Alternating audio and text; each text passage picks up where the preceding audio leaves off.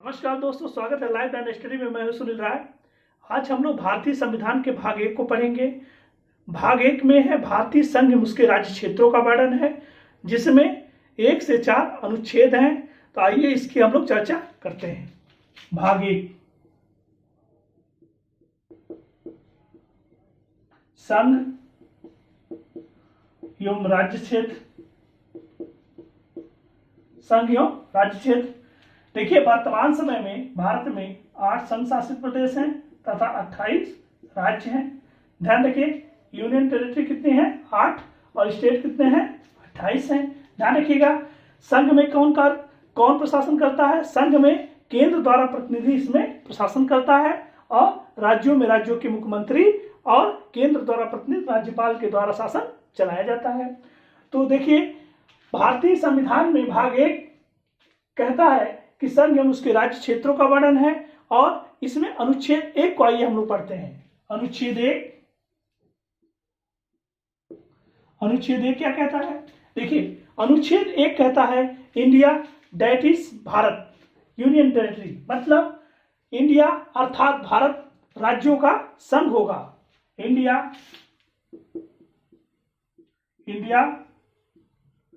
अर्थात भारत राज्यों का संघ होगा।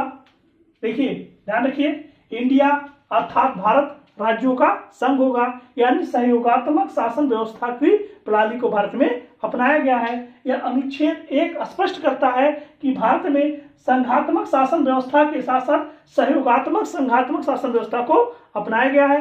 अब देखिए, प्रशासन कई प्रकार के होते हैं। संघ का नाम और उसकी पद्धतियों का वर्णन के साथ साथ आप विभिन्न देशों के विभिन्न शासन पद्धतियां होती हैं। आइए विभिन्न देशों की शासन पद्धतियों को देखते हैं।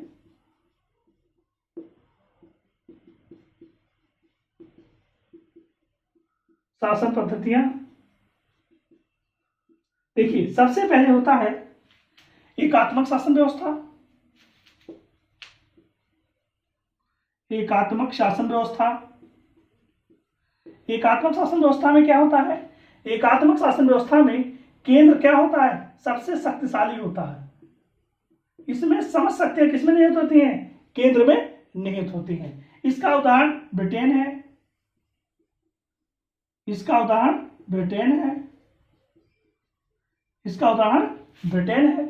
दूसरा होता है राज्यों का संघ। दूसरा शासन व्यवस्था होता है राज्यों का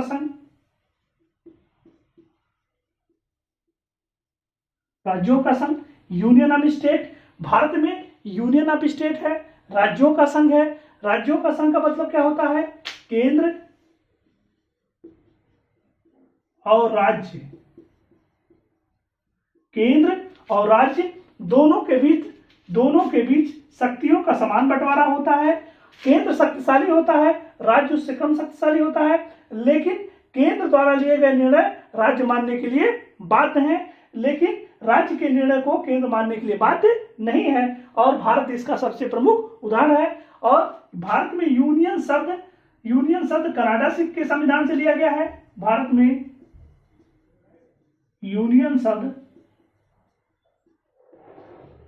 कनाडा के संविधान से लिया गया है। और राज्यों के संघ यानी यूनियन शासन व्यवस्था यानी राज्यों का संघात्मक शासन व्यवस्था का उदाहरण कनाडा और भारत दोनों है। तीसरा शासन व्यवस्था होता है फेडरल सिस्टम। संघात्मक शासन व्यवस्था क्या होती है? आइए देखते हैं। संघात्मक शासन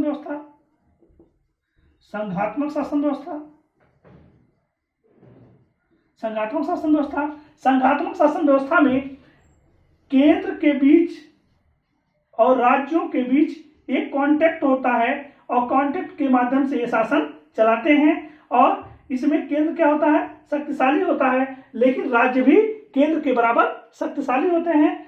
केंद्र के निर्णय को राज्य मानने के लिए अधिकारी नहीं होते हैं, लेकिन अंतर्राष्ट्रीय संबंधों में केंद्र सबसे महत्वपूर्ण भूमिका निभाता है और राज्य पूरी तरह से स्वतंत्र होते हैं। इस प्रकार की शासन व्यवस्था का उदाहरण अमेरिका है। तीसरा होता है कोफेडरेशन का मतलब होता है इसमें राज्य केंद्र से अधिक शक्तिशाली होते हैं। कोफेडरेशन का उदाहरण मतलब इसका सबसे प्रमुख उदाहरण, इसमें जैसे हमारे केंद्र है और राज्य है। राज्य क्या होता है, केंद्र से अधिक शक्तिशाली होता है और राज्य स्वतंत्र होता है और समस्त निर्णय राज्य लेता है अपने देश में, लेकिन अंतर्राष्ट्रीय मामलों में केंद्र इसमें शासन व्यवस्था में निर्णय लेता है। इसका उदाहरण कोफेडरेशन राज्य का उदाहरण ऑस्ट्रेलिया है। ऑस्ट्रेलिया है। आइए अब हम लोग अनुच्छेद 2 को देखते हैं। अनुच्छेद 2, संसद को यह अधिकार है कि वह नए राज्यों को भारत के संघ में शामिल कर सकती है, नए राज्यों का गठन कर सकती है। अनुच्छेद 2 कहता है, अनुच्छेद 2 कहता है संसद को यह अधिकार है, यह अधिकार है कि वह नए राज्यों को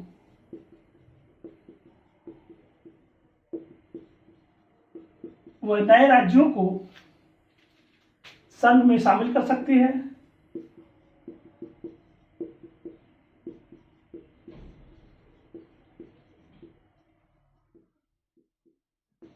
नए राज्यों को संघ में शामिल कर सकती है, नए राज्यों का गठन कर सकती है, नए राज्यों का गठन कर सकती है, गठन कर सकती है।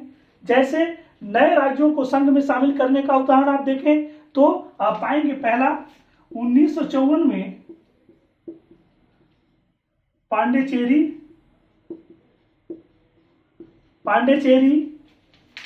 यह फ्रांस का शासन इसमें था, इसमें शासन फ्रांस करता था और इसको भारत ने क्या कर लिया, पूरी तरह से इसको अपने संघ में शामिल कर लिया। यह आज एक भारत का संघात्मक राज्य है। यानी 1954 क्या है, 1954 में भारत में पांडिचेरी को शामिल कर लिया गया। पहले पांडिचेरी पे फ्रांस का शासन था। दूसरा 1961 में,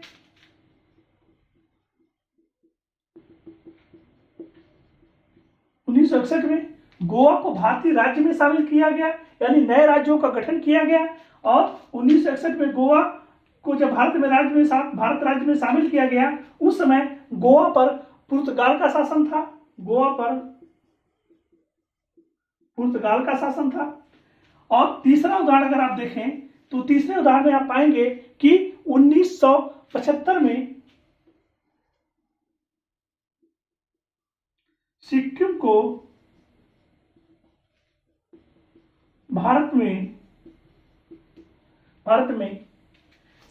विलय किया गया, शामिल किया गया, या विलय किया गया, शामिल किया गया। और सिक्किम पर उस समय राज्य चोंगयाल नाम का एक शासक था जो सिक्किम में राज करता था, वो भारत में शामिल हुआ।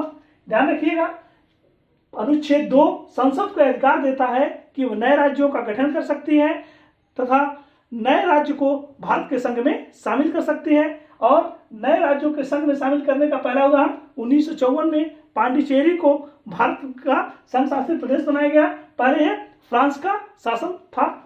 और 1961 में गोवा को भारत का राज्य घोषित किया गया, गोवा पर पुर्तगाल का शासन था। और 1975 में सिक्किम को भारत का राज्य घोषित किया गया, पहले इस पर सिक्किम के राजा चोंगयाल वंश का शासन था। अब आइए देखते हैं अनुच्छेद 3 क्या कहता है। अनुच्छेद 3 कहता है संसद नए राज्यों का निर्माण कर सकती है। अनुच्छेद 3, संसद नए राज्यों का निर्माण कर सकती है। नए राज्यों का निर्माण कर सकती है, लेकिन नए राज्यों का निर्माण करने के लिए राष्ट्रपति के पूर्व अनुमति के बाद संसद किसी नए राज्य के क्षेत्र के राष्ट्रपति के पूर्व अनुमति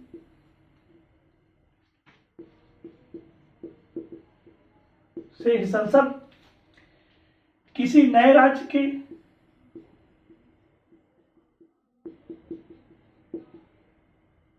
किसी नए राज्य के क्षेत्र का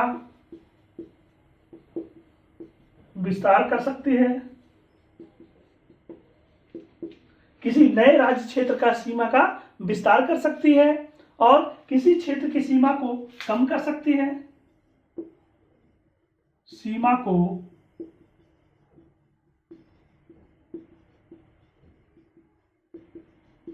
कम कर सकती है और किसी नए राज्य के निर्माण के किसी नए राज्य के निर्माण में उस राज्य के नाम को परिवर्तन कर सकती है, किसी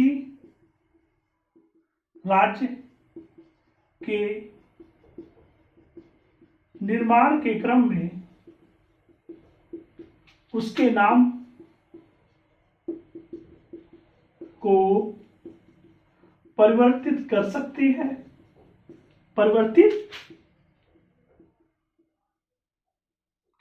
है, जिसका भी हालिया उदाहरण आप जम्मू कश्मीर को ले सकते हैं। जम्मू कश्मीर पहले भारत का एक राज्य हुआ करता था, अब उसको हम लोग एक केंद्र शासित प्रदेश के रूप में देखते हैं। उसमें जम्मू कश्मीर और लद्दाख दो नए केंद्र शासित प्रदेशों का गठन किया गया है। अब देखिए, इसको करने के क्रम में सबसे पहली महत्वपूर्ण शर्त यह है कि राष्ट्रपति पहले राज्यों को विधायिकाओं में इसको भेजा जाता है। राष्ट्रपति जब अनुमति देता है तो राज्यों के विधायिकाओं से अनुमति ली जाती है और राज्य क्या करते हैं, राज्य उसको भेजते हैं संसद में और संसद फिर क्या करती है, उसमें विचार करती है। विचार करने के बाद में तब फिर राज्य को भेजा जाता है और राज्य के विधानमंडल की सहमति से नए राज्यों का गठन कर दिया जाता है। जैसे 18वें संविधान संशोधन 1966 में यह स्पष्ट किया गया कि संसद राज्यों को निर्माण करने का अधिकार है। 18वें संविधान संशोधन में यह स्पष्ट किया गया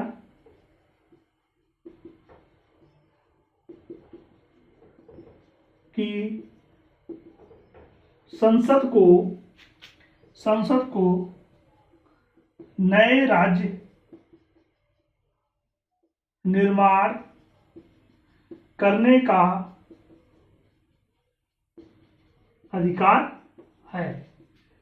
यह है अनुच्छेद 3। अब इसके बाद हम लोग अनुच्छेद 4 को पूर्ण विस्तार रूप में पढ़ेंगे। थैंक यू दोस्तों।